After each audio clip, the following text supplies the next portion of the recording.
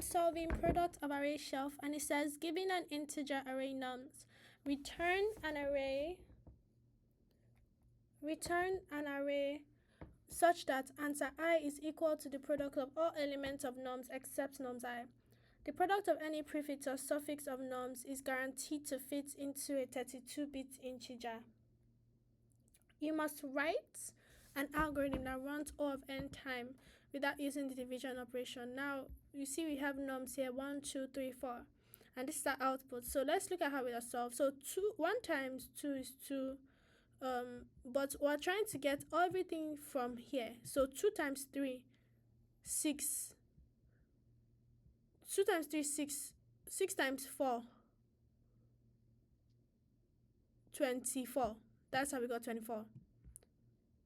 3 times 4, 12. That's how we got 12. 4 times 1, 4. 4 times 2, 8. That's how we got 8.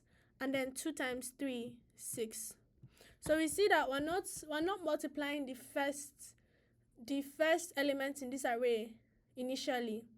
Now, when I saw this question, something that came to my mind was, oh, this doesn't seem like a medium question. What I can do is, this is the NEET code 150, by the way. What I can do is I can just have a results array, and I can use math.prod, which is a built-in functionality where I can multiply all numbers within a list, right? And then append it to the result and return it. But the problem with this solution is that this is an O of n square solution. So now if I want to do this that is not O of n square, how do I do that, right? So one thing I did was I looked at the solution to try and understand it better, and there was a method that I saw which was the prefix postfix.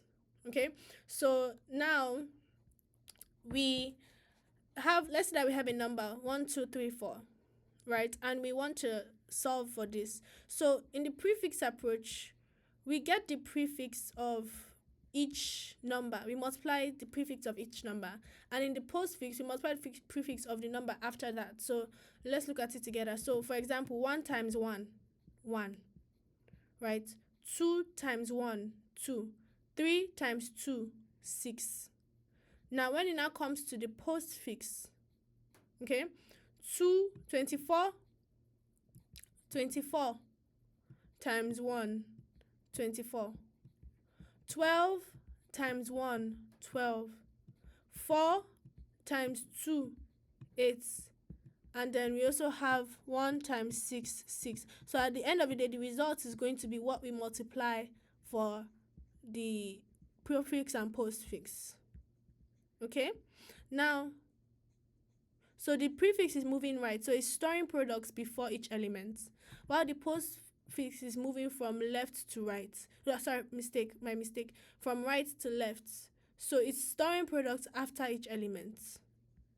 Okay, like look at this here. 4 times 1, 4.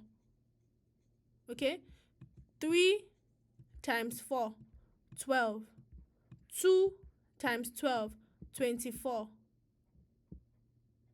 To comprehend? So it helps a lot. In my French, I'm still learning work.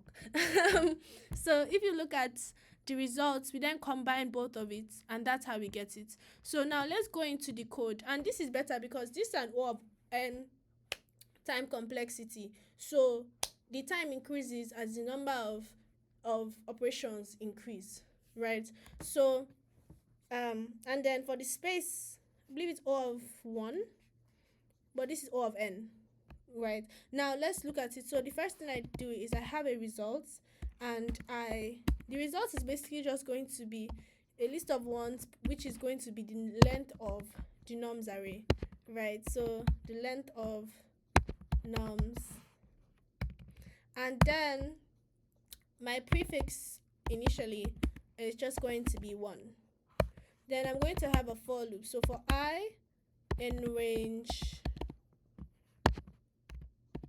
the length of my nums, what I'm going to do, proper syntax, is I'm going to say the result of I is going to be a prefix. Sorry, I said the result of R. Res I. So the first elements, like we're looping through norms. So the first element in the result array is going to be a prefix, right? And then what we're going to do is that our prefix is then going to be, we're going to be updating the product with norms of I. Now postfix is going to be equal to 1. And then for I and range length of norms, we're still doing the same thing. It's just that this time we're going to be moving from the back, right? So length of norms -1 -1 -1. We are going to be saying res I times postfix, and then our postfix times norms of I. Then we're going to return res. So now let's look at it together. So this does the product before me, and then you update the product, and then this does the product after. So we're moving from left to right and then from right to left. Let's see. Okay, was accepted. And then submit it. Awesome, as accepted. So the major difference between this and this is the time complexity, and I've seen that that's very, very important. In fact, there was a time that I created a graph.